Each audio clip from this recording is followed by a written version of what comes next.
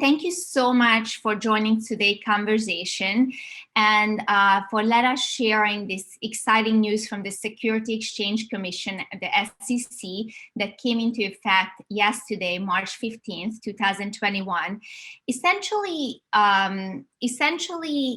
the rule has two main pillars. One, it loosens the restriction previously imposed on retail investors. And secondly, it allows companies to raise more capital in the private market.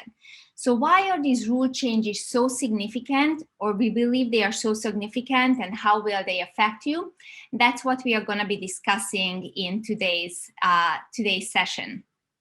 So again, thank you so much for all of you who submitted questions beforehand. We incorporated your questions into our presentation, but there will be plenty of opportunities to ask questions throughout the presentation.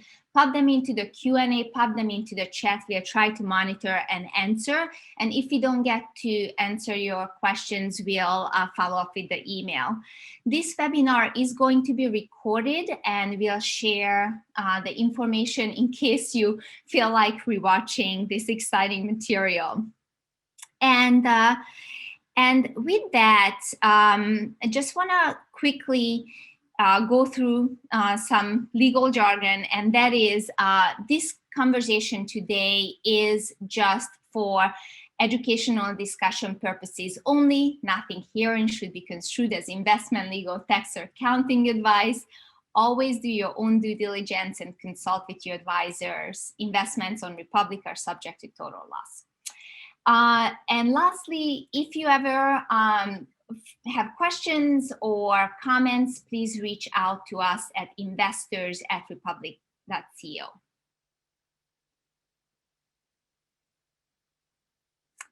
So just as for our speakers, as I mentioned, I'm Sandra Ford. I head up investor relations here at Republic. Max? You're on mute. You're on mute. Sorry about that. Hey, I'm Max Rich. I'm the Chief Compliance Officer for our funding portal and act as the Chief Legal Officer for most of our entities at Republic. Thank you, Max. So with that, what is Republic? Just to give a bit of context. So we are a tech-enabled finance platform bringing non-public investment opportunities to you in startups, real estate, video gaming, and crypto or blockchain-empowered businesses. The opportunities on Republic are not public, and so most likely you will only find them on our platform. And so I just wanted to call that out. Also, we have this tagline in invest in the future you believe in. What do we mean by that? You have the opportunity to invest in businesses that will shape the future the way you would like to see it. So for example, if you are passionate about taking care of animals, you may invest in a mushroom burger company on our platform. If you believe that the future of work is all about having connected technology for the future workforce, you may find opportunities to invest in that. So what are we going to talk about today? So really fast, we'll review public versus private investing. Then we'll go over the changes of the SEC, and we'll discuss the key implications of these changes on investors and startups alike. And then we'll open it up for Q&A. So take a moment and read what the Boston Consulting Group said a couple of years ago, or predicting a couple of years ago.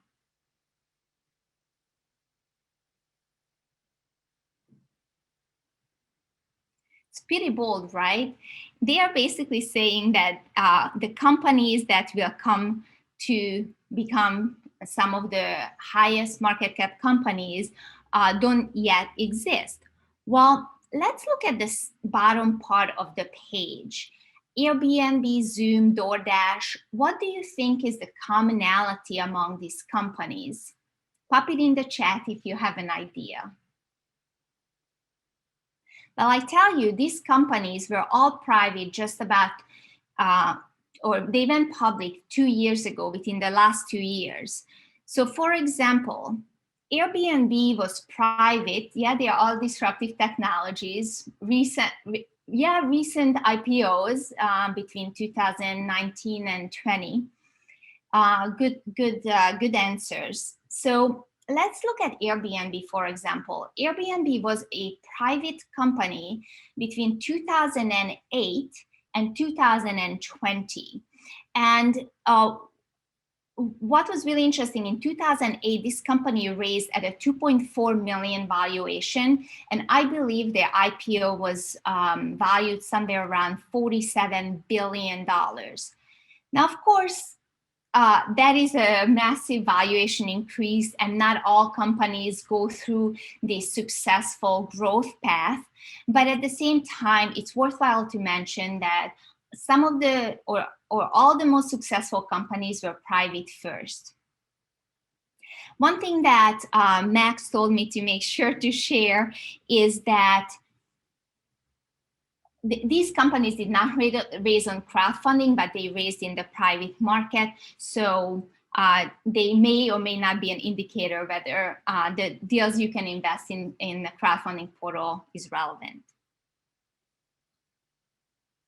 So let's jump into what is the similarity and difference between investing in public versus private companies. Let's start with the similarities. Whether you invest in a private or public company, you're betting that the underlying asset will appreciate. So let's take Airbnb as an example, just to stick with the same example. If you buy a share of Airbnb stock, you're betting that the company will grow, have more renters, more property listed, generate more revenue and profit. And of course, that the other market forces will benefit the company. So now, what is the difference between Airbnb trading in the private market versus in the public market? So one of the key differences is who can invest in it. Airbnb, as a public company, can be invested in just about any legal investors. But in the private market, it was quite restricted just to well-known VC funds, angels, and professional investors. The other key difference is liquidity. When you buy a security on the public market, you can sell the security and buy the security. In the private market, it's pretty restricted. It's doable to sell a security, but it is much more restricted. The third difference that I would like to call out is related to reporting. So public companies have much heavier reporting requirements than private companies. So that's just something to keep in mind. And lastly, what I would like to call out is the purpose of investing in both public and private markets as you are thinking about building your portfolio, and that is the diversification. Diversification in industry stages, risk factors all come into the fact of diversification. So this chart, what it's showing essentially is a venture-backable startup life cycle, if you will, a successful one. So what you see here is a company, when it starts, usually their cash flow is negative. So they need financing in this kind of negative cash flow environment. As they grow, hopefully, not all companies, but as they grow, ideally the cash flow, they are becoming cash flow positive and they no longer need financing. Let's just take Airbnb once again as an example here. Airbnb, as I mentioned before, was private for 12 years before it went public in 2020, end of 2020. Airbnb was essentially cash flow negative for most quarters of that 12 years. And as a consequence, they had to raise a lot of capital from investors, which they were able to do. They raised something over $6 billion worth of capital in order for them to be able to run and grow their operations. What this chart is showing that we pulled from pulled from NVCA, and it shows that basically this is a venture funding, the deal value. As you can see on this chart, the deal value has increased every year since 2010 by private companies raising $156 billion, and over 12,000 companies have raised capital in the private market. So we believe that innovation can come from anywhere, whether it's the future of retail, whether it's fitness and wellness, or entertainment, finance. Growth can come anywhere. I would love you to put in the chat where you think growth will come from in 2021 and beyond.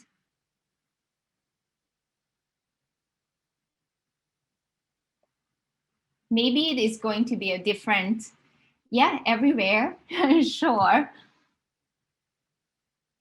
Blockchain, yes, medical, fintech, and more on blockchain, a lot of fintech.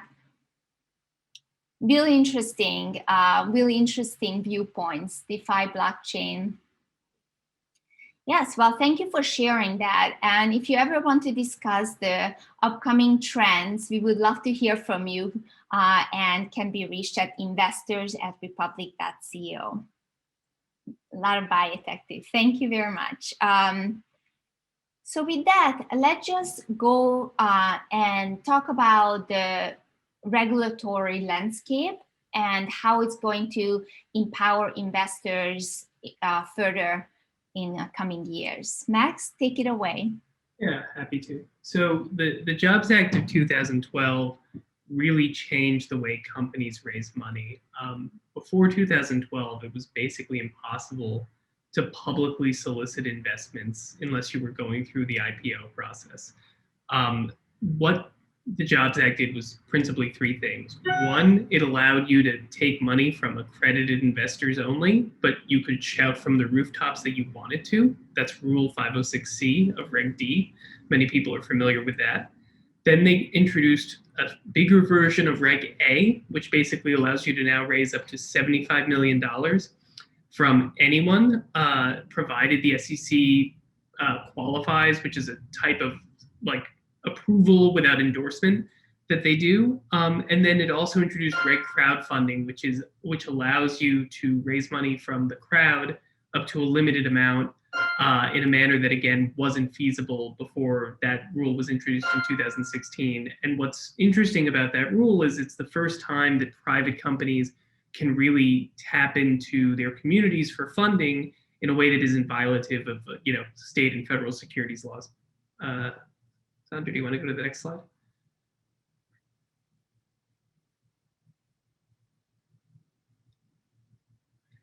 So why did the rules change? It's the first question is, why were the rules the way they were? Why was Reg crowdfunding limited to $1 million?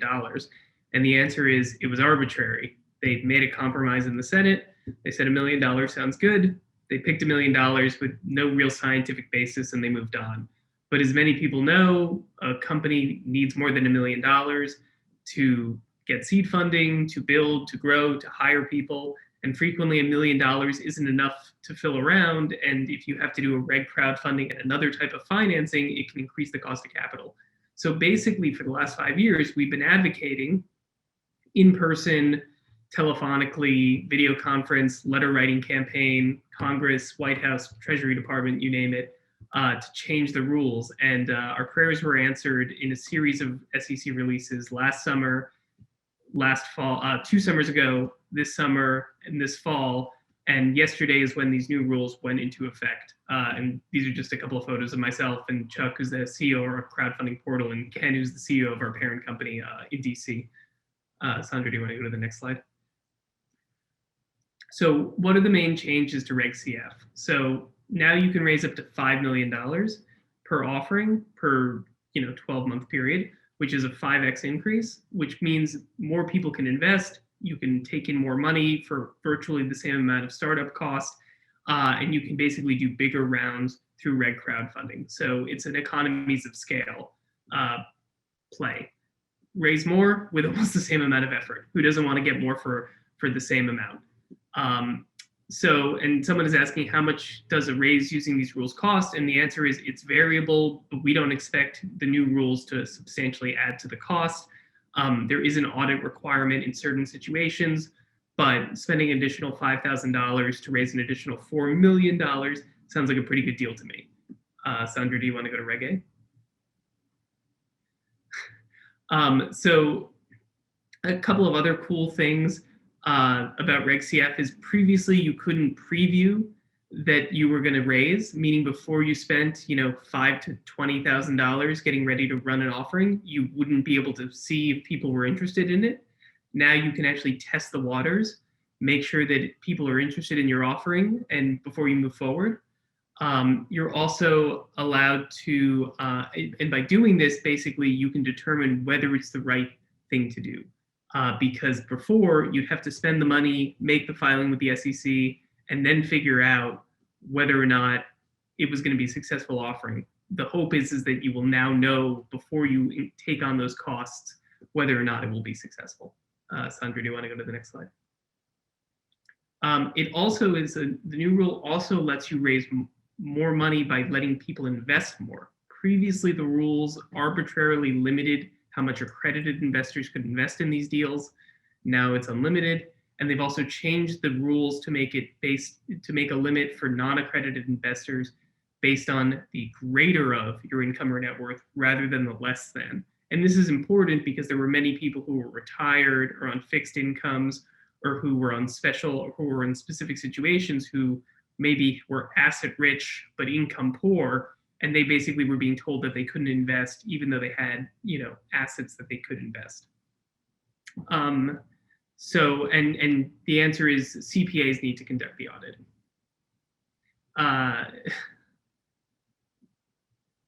Then Reg A Plus is basically Reg CF supercharged.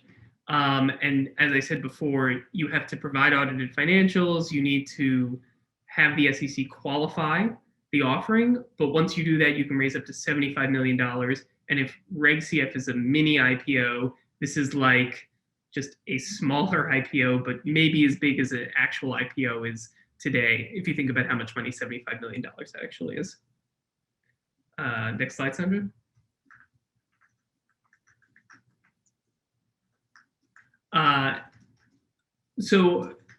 So this page is actually important because it reflects one of the new rule changes. So before, we used this page to determine how much people could invest in a deal.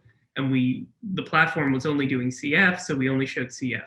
Now this is actually showing you that depending on your income and net worth, you will have an annual limit for CF, and you have a per offering limit for Reg A Plus. And now the rules are aligned so that it's the percentage you can invest is based on the greater of your income or net worth. But most importantly, if you are an accredited investor, whether you have over $1 million in net worth, you're a FINRA Series 7, 62, 65, or 82 in good standing, you work for an investment advisor or the like, then you'll be able to say you're accredited, provide the reason that you're accredited, and you'll have no limit, which is, again, really exciting.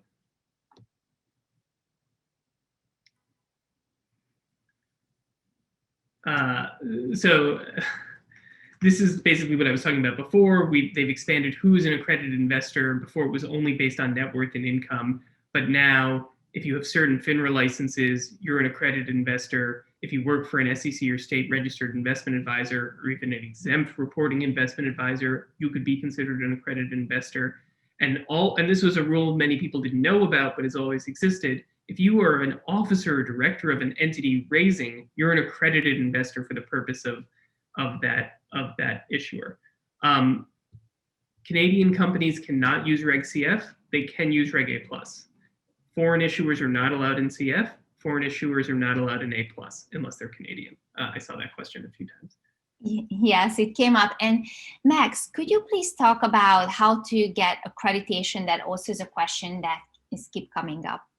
Well, so accredited, there's no way to become accredited like there's no way to become accredited by just saying I want to be accredited, but if you work in certain industries, you can become accredited. If you gain certain incomes or net worth, you can become accredited. But there's no magic bullet. That being said, the SEC has said they want to expand the ways that people are accredited, and so they're actively investigating ways to expand that pool, whether by providing testing or some other service. Yes, thank you for explaining that. And there's a question that is coming up about, is it enough to be just, I guess, passing the test for 65? How do you actually qualify to be in good standing? Well, so good standing is based on both passing the test and being registered with a broker-dealer, investment advisor, or state securities regulator. So it's actually very similar to taking the bar. You can pass the bar, but that doesn't make you a lawyer. You need a bar. You need a state to accept you as a lawyer. And so this is very similar. You can pass the test, but you aren't accredited unless you have registered with a broker-dealer, or registered with an investment advisor, or registered with the state securities regulator. Yes, excellent. Thank you for explaining. Fingerprinting, bond, etc. Indeed. I hope that answered the question about if taking this. Yes, you're welcome, Brian. All right, so there are a lot of questions coming up regarding fundraising. And while this is primary investor focused, let's just jump into a couple of questions here. So there was a question whether could a issuer raise a SAFE and a TPA at the same time? And if you don't mind defining what the SAFE is and what a TPA is, just directionally, and then if you could answer the questions, that would be great. Yeah, so a SAFE is a instrument that's a future agreement for equity. So you say, I'm going to give the company money now, and when it issues equity in the future, based on the terms of that issuance, I will receive equity. So it's basically a bet that a company will be able to raise more money at a later date in time, or the company will go public, or the company will be acquired. A TPA is an instrument we created, and it's basically just a token purchase agreement, which says if a company is planning on doing a digital asset, security or not security, you again are buying the right to it when it is created, whether it be minted or instantly or the like. They're both future contracts. Basically, you give the company money now and you get something in the future if certain things happen, as opposed to buying just stock where you just become a stockholder at the moment you buy the stock. Right. And so the question is, could a company raise under both at concurrently? If they had two Form Cs, yes, but it would add additional cost and complexity. Okay, that sounds good. Actually, that leads me to a next question that came up about the cost for companies to do a Reg CF offering. Could you give a ballpark figure, and also what is involved for a company to file with the SEC and go through the regulatory requirements? So the cost is variable based on how expensive or how extensive and how expensive the company's history is and the service providers that they engage. A new company without a long history will probably not have many costs because there won't be much to disclose. There won't be much financing history to report. The more complicated a company is, the more money it costs. So we see companies that are less than 2 years old getting the documents ready to file with the SEC for like under $8,000. More advanced companies may spend up to $50,000. So it's highly variable. Republic has identified a series of really good outside vendors that do this for a living and give us preferred rates. So most of the companies that we work with don't seem to complain about the cost relative to how much money they raise. Yes, okay, that's really helpful.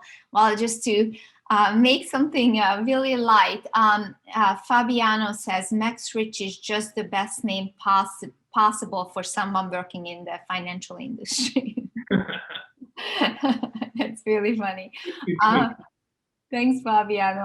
It made me laugh. All right, the next question I'm seeing here. What, if any, is there a difference between Reg A versus Reg A plus?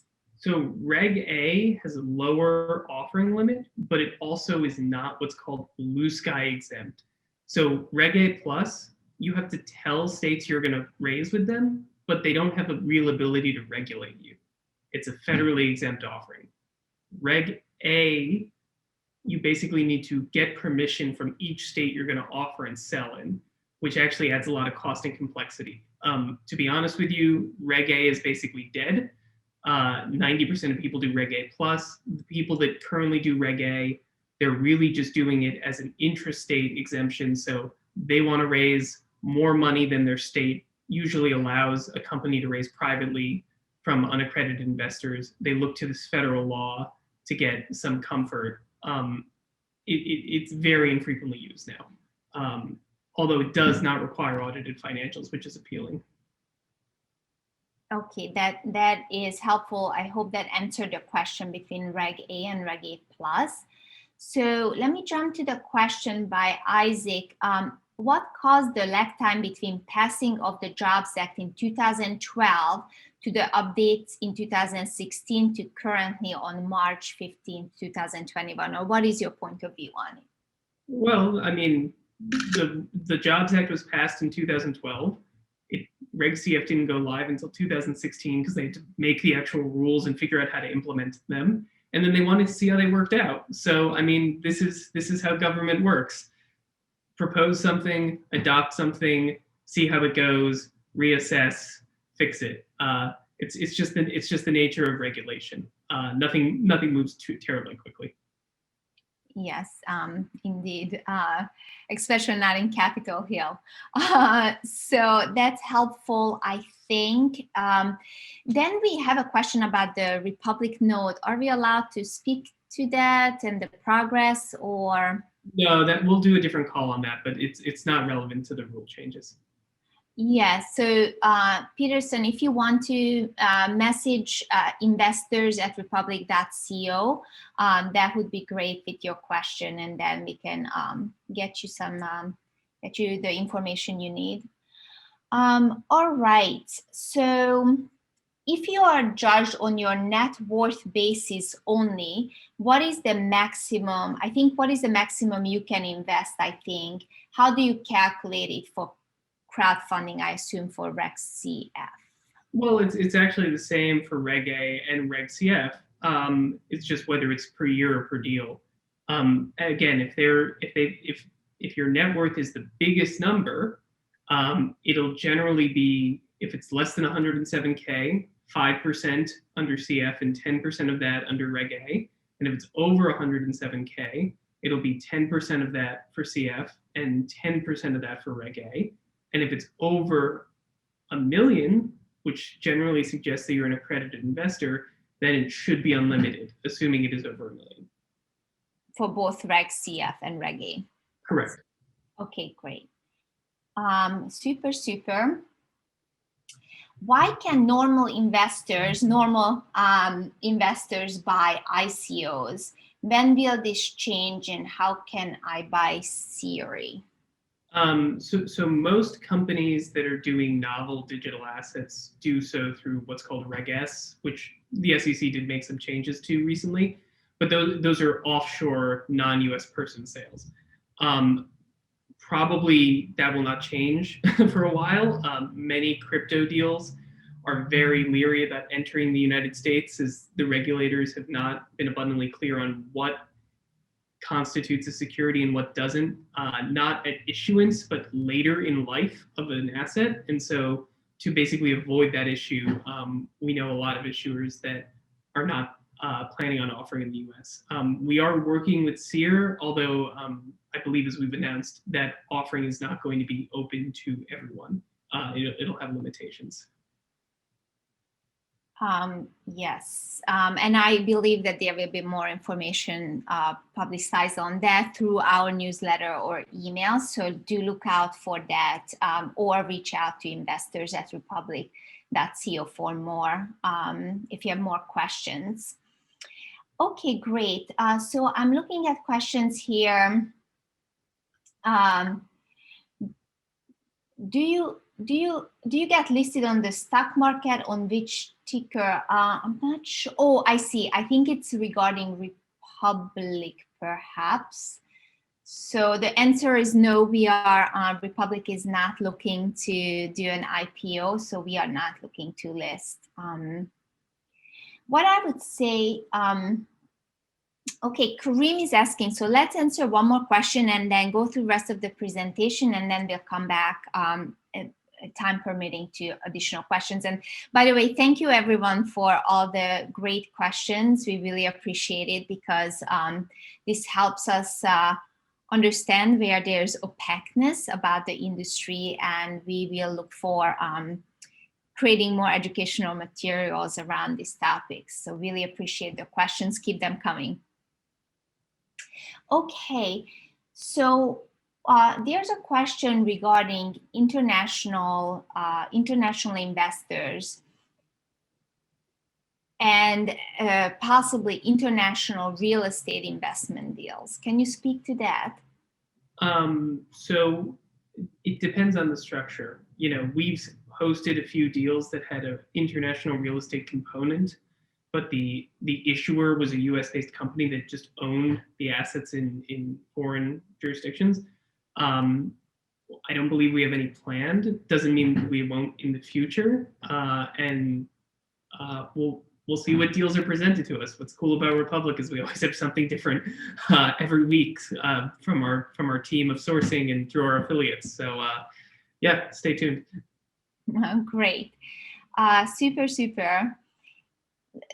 One last one. Actually, let me just go through the rest of the presentation. We go through the rest of the presentation and come back to questions. So this was about who is an accredited investor. And so I just want to go back to Republic really quickly and talk about our marketplace.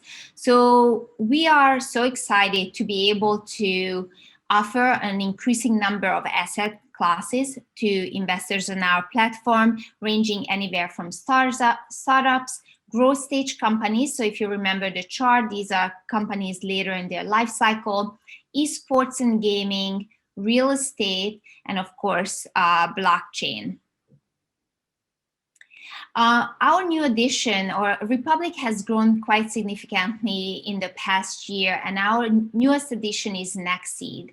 And Nextseed right now is not integrated into the Republic platform. If you're interested in any deals on the Nextseed platform, you unfortunately have to create a separate account, but we are working on integrating two platforms.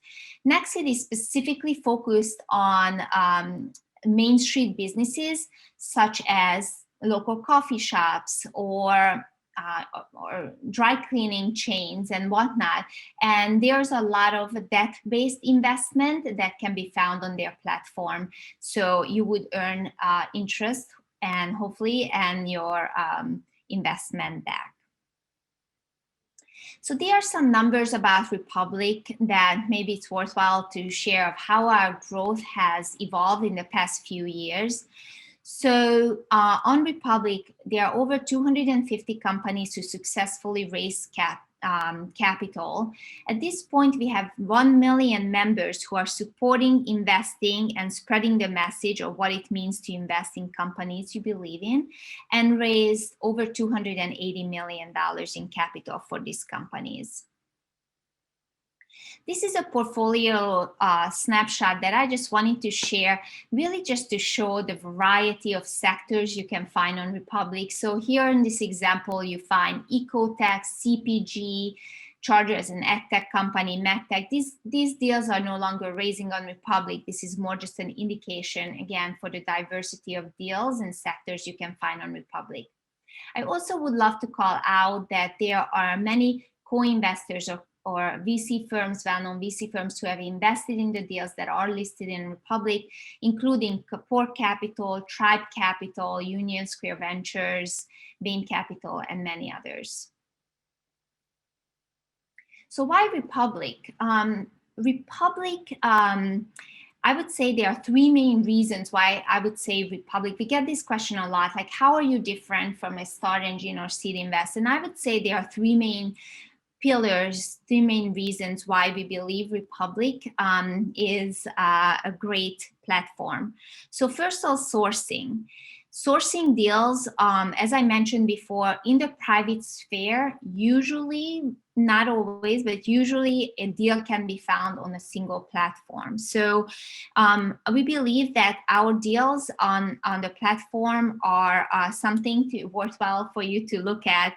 We get referrals from top VCs, angels, family offices, and founders as well, and ecosystem partners such as incubators, accelerators like Techstars or UrbanX, of course, Y Combinator, with our relationship with AngelList, and people like Jason Calacan, as many of you may be familiar with. The second piece is due diligence. So our team runs rigorous diligence on companies that come to our platform. We see thousands and thousands of deals, and less than 2% make it to the platform. Lastly, our team and advisors are quite knowledgeable and diverse. I am from Hungary, and I believe we have team members from over 10 countries and different backgrounds and whatnot. But what we really care about is what they bring to the table at Republic. So they come from top startups, banks, investment firms, and law firms. So with that, just explain why Republic, but I would like to jump into some of the questions that were pre-submitted through the registration form. So Max, if you could address these questions, and then we'll then jump back if we have more time to the questions that were submitted throughout the webinar. Totally. So the first question is, can I combine net worth and income with my spouse to calculate accreditation status or investment maximums? And the answer is yes. If you're investing together, you can. And the SEC actually expanded the definition of spouse to include spousal equivalent. So if you are in a long-term relationship with someone and you live with them and you share finances, but you might not be legally married in the state or jurisdiction of your residence, the SEC is still okay with you combining your assets if you treat each other as if you were spouses. As discussed before, there's no process of becoming accredited, but they've expanded the ways that one could be considered accredited. Do investments on Reg CF offerings impact my maximum? I think the question is, does Reg CF investments on other platforms affect your investment limit on Republic? And the answer is yes. We currently you need to disclose how much you invest off platform, and we need to track it. What about non-US international investors? Do these limits apply? Yes, the rules are agnostic to where you are from or who you are. And also remember, you need to assess whether you can legally participate in US offerings. Do you anticipate SPVs on Republic's Reg CF platform? They're legally allowed now. We don't expect to use them. We think that they're too expensive and they don't provide benefits to the issuers, just due to a bunch of technical rules that make them increase cost and complexity. Hey, Max, would you mind explaining what SPVs are? Yeah, so an SPV is a special purpose vehicle. So in some finance, what will happen is a new company will be made. A bunch of people will put their money into that company, and then that company will invest in their target, which would be, the startup. And the SPV or the new co holds the interest, and the people who put their money into the new co or the SPV have their benefit through it. This is very common in traditional venture financing, but it's usually with like 3, 4, 5 parties, not 4,000, 5,000. And so the SEC is now allowing you to basically have an SPV be the one to take the money and to deploy it. But we just don't think the way that they suggest doing it is efficient. And a SPAC is not an SPV. A SPAC is a public company that's looking to buy another company. A transfer agent is an SEC registered entity that keeps track of securities for a company. Basically, if you think about how banks get audited, a transfer agent audits the company and makes sure that the company knows who owns it and knows who it owes things to. And then the last question is, are crypto deals still limited? And the answer is, it depends. Crypto deals are either securities offerings or they're not. If they're securities offerings, they have to go through all the same rules as the other deals. And if they're not, then they're subject to anti-money laundering and money transfer services rules. And we don't deal with those type of offerings, so I'm not going to speak to them. All right. Well, that was a breeze. Thank you so much for going through this most frequently asked questions. So with that, we are at 5:43. I know we originally set the meeting or this discussion for an hour, but also we are now just going to go in to specifically speak about the questions, addressing the questions. So this is kind of your opportunity to ask the question, but if you rather just stay for 45 minutes, then I would love to just invite you for our next event that you can find on republic.co/events. We are going to be speaking about digital real estate and NFTs, non-fungible tokens, and how the non-fungible token space may revolutionize digital real estate and just digital collectible asset type businesses. So we would love you to RSVP and join us. But so that being said, I would love to go through a few more questions, Max, and thank you all for sticking around and getting some good meaty information about the new SEC changes. So Ashwin is asking, he has invested in a Miami real estate deal through crowdfunding on Republic. Does that count towards the cap? Yes. Yes. All your crowdfunding investments count toward the cap. The type of investment doesn't matter. Correct. So excellent. Then there is somebody asked about you having a problem with your limit. The question came in at 5:32. I would be happy to take a look at your account. I ask you that you send me an email or send my team an email at investors@republic.co, and we'll figure out why, since you're accredited, why your maximum is only 2,000. So we'll work that through. My assumption is you will have to go through the accreditation to get your maximum limit lifted. Okay, great. There are some questions about the relationship between Republic and AngelList. And Kareem, you are asking if you can find this information online. Yes, you can. Essentially, there's, I guess there's a connection and then differences between the two companies. The connection is Republic spun out of AngelList. So our founders came from AngelList. And in terms of the similarities and differences, Max, do you want to talk about that? Yeah.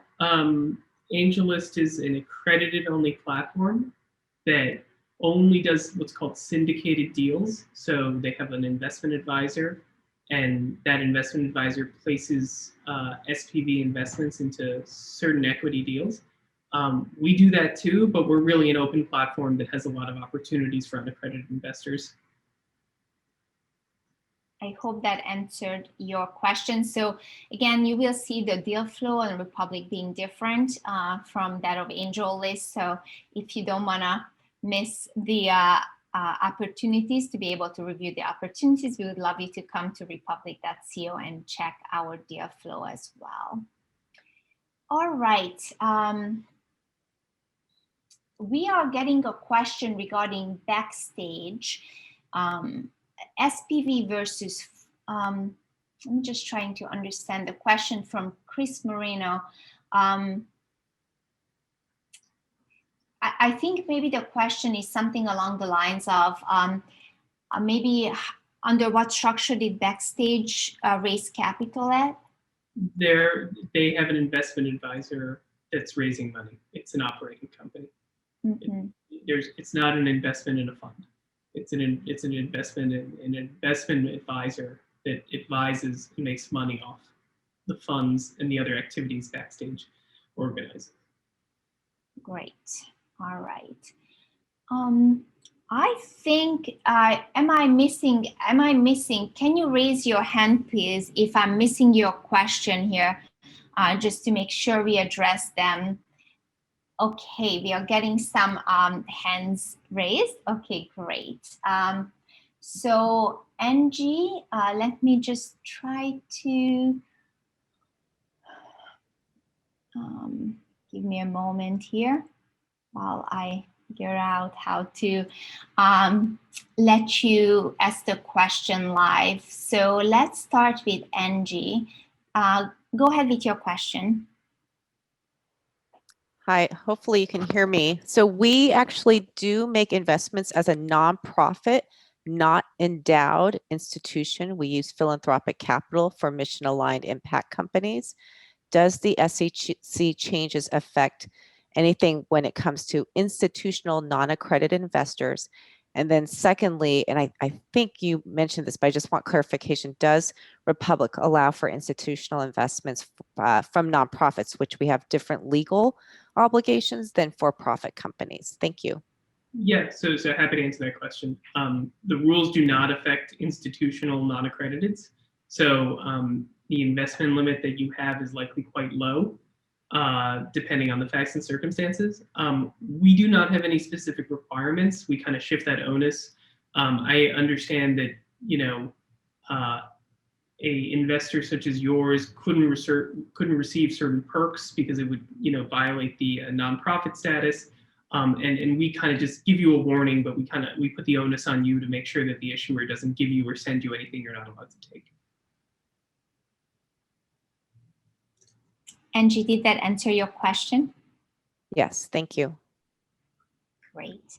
Benjamin, I am going to put you on talking mode next.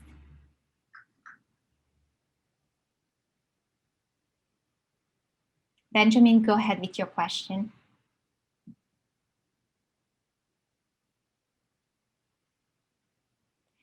Benjamin, we are not able to hear you. Okay, can you hear me now? Yes. Thank Go you. ahead. Max, you did answer the first question. I have two. Could you please repeat the answer to the first one? If our company would like to use two instruments like CrowdSafe and token DPA at the same time, what would be the requirement? It would require two different Form Cs and two different offerings. So you're basically doubling some of the work. You can do it at the same time, but they're legally different offerings, so you have to do two different disclosure documents. I got it. And the second question, please. I have seen online that this new rule is putting restrictions on SAFE and SAFT. Is it going to affect CrowdSafe? No, they didn't adopt that. We wrote a letter and said this doesn't make any sense. CrowdSafe is an equity instrument, and they didn't change the rule. So there should be no effect. Great, great. I appreciate your answer. Thank you. Great, super. So next I'm going to allow Frank to speak. If I can figure out how, sorry, give me a moment. Frank, go ahead. I hope you can hear me. So can you talk a bit more about Republic's due diligence and deal screening process? And what percentage of deal applications finally got listed on your website? Thank you. Yeah, so Republic is made up of many entities, and each entity has its own criteria. The funding portals, which does RegCF, is publicly available at republic.co/how we select companies. So we check companies for viability, we check on their runway, we conduct a bad actor check, we do a spot check, and I believe ultimately we accept less than 2 or 3% of applicants.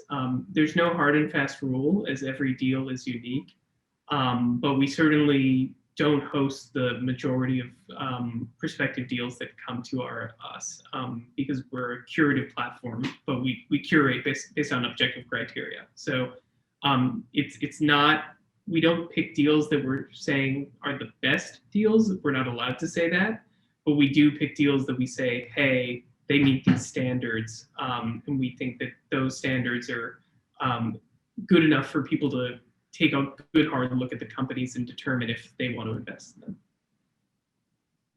Thank you. Thank you for your question, Frank. Really appreciate that. Is there anything else you would like to ask? Yes, if I may, I can ask another question. Go ahead. So where do you, Max, where do you see the next change in the regulatory landscape? Would it be fostering a healthy secondary market for private investment?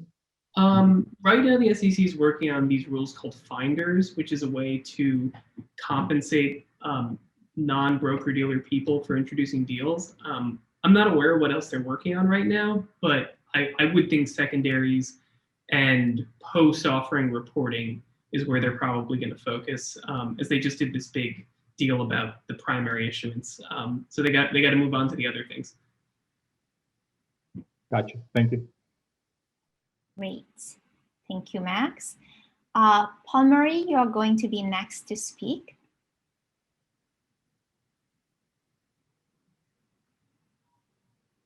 Hi, good evening.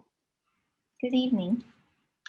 Thank you for doing this presentation. So I came to you guys after seeing the success of Gumroad's launch on your platform. And my question, my background is in finance. I have a Series 7 myself. So my question is in regards to, your criteria that you use to choose potential ideas to be listed on your platform. Do you have like a page that speaks to the criteria that you are looking for? Yeah, as I said before, it's a page called How We Select Startups. So if you go to republic.co and click Learn, it's one of the pages accessible from there, and it states the criteria that we look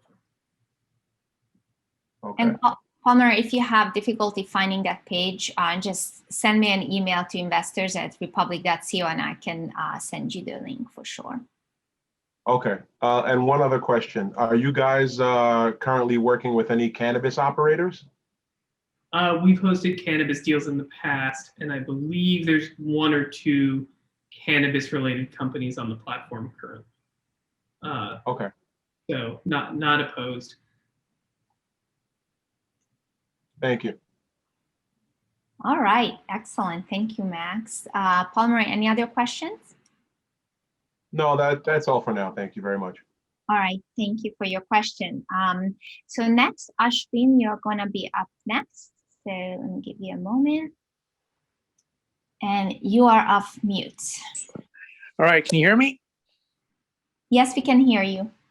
All right, so I have a pretty granular question because I invest, obviously through Republic. I've only invested on one deal thus far. It was a crowdfunding deal. And I also invest through syndicates, some of the other angel investors that you mentioned at the beginning. I've also invested through other syndicates. I want to make sure that I'm in compliance with all the crowdfunding laws and whatnot. So the amount that I, let's say, invest through a syndicate versus, maybe another special purpose vehicle versus investing in through Republic. I mean, I also invest in farmland through, a special LLCs that are created.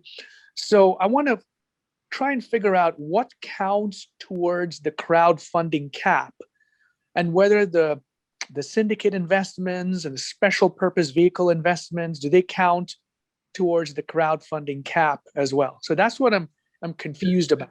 The only investments that count toward the crowdfunding cap are those that are conducted under Reg CF. So if you're investing under Reg D, which is what 90% of syndicates are, it doesn't affect your CF investment limit. It's only investments you make on a crowdfunding portal like Republic or NextSeed or Seed Invest or Start Engine or WeFunder or Honeycomb. And that it specifically says crowdfunding, or 4A6. Anything else is not integrated. Okay, but if you're an accredited investor, are you still subject to a cap under crowdfunding Reg CF? No Does it- longer. You are no longer subject to one under Reg CF. Oh, so that's going forward, like starting today, or is the law been signed yet? Yesterday. Oh, excellent. Okay, thank you very much for taking my questions.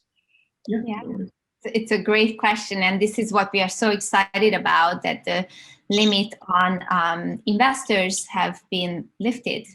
So that's really exciting. So now you have free range to invest as little as much as you wish as an accredited investor. So with that, we just answered Ashwin's question, and we have 2 minutes left. So I am going to address Brian Hutch's question about the future of Republic. And just really briefly, what does our roadmap look like? So here at Republic, we are always looking for new asset classes to introduce to investors. So that would be different industries. We will have, as I mentioned, a discussion on NFTs. It's coming up in 2 days. So we are looking into the new asset classes and also looking into new form of securities. So debt investments other than equity is something that we are looking to expand on, and hopefully making investor experience even better with new educational materials, as well as improving and continuously working on the user interface. So any feedback you all have, I'd love to hear from you. I'm going to send out a quick survey after, probably you'll get it tomorrow. Any feedback you have, what you would like to see from Republic, we love to hear from you and hopefully bring innovation to you in private and retail investing.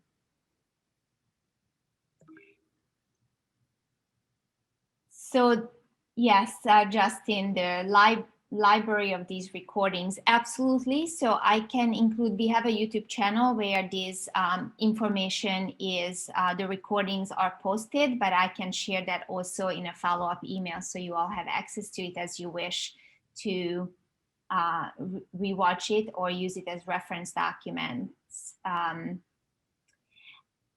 Just one last question. I know we are over time, but Jose was the first to join. I want to make him the last to be answered. He's asking about the wait list and how waitlist investments are usually handled.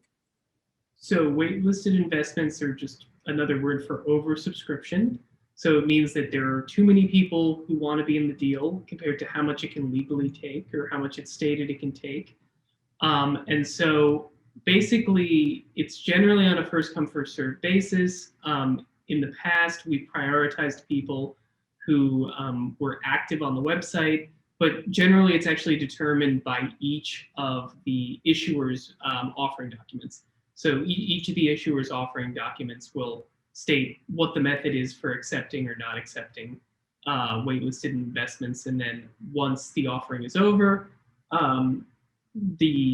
as people who don't fund, don't complete KYC AML, what have you, drop off, new people are moved in. Yes, you're better, if you're really interested in the deal, you're better off coming on early. But being a wait list, it doesn't mean that you don't end up getting allocation in the end for the offering.